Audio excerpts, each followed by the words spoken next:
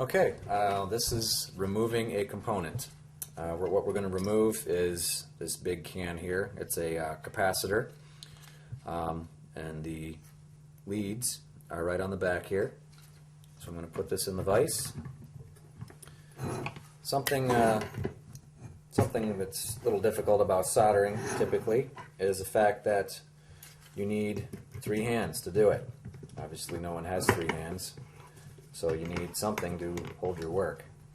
And you need 3 hands usually is because you've got your hand full of soldering iron and usually either a solder removal tool or solder. So that's why you need something to hold your work securely. I'm going to lower that down here.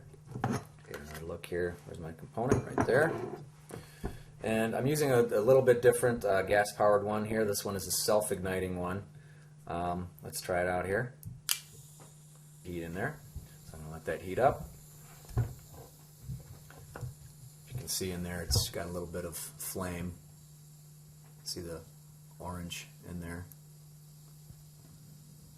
Let's see. Alright, and you know it's hot when you touch your sponge. See a little bit of steam coming up there. Another thing on that too is you don't want to really just keep it in the sponge, because when you do that then you're cooling it, and that kind of defeats the purpose of soldering, because you need the heat. Okay, so once again, take a look at my board. So we're going to remove the component here. So you push this down. This is a solder removal tool. Hold it on there. Get that there. Just hold that till it liquefies. You'll watch it just kind of liquefy. See that? Kind of put that on there. It sucks it right up. Spits it out. I'm gonna do a solder stand there. I'm gonna do a little adjustment here. Just kind of push it down. There we go.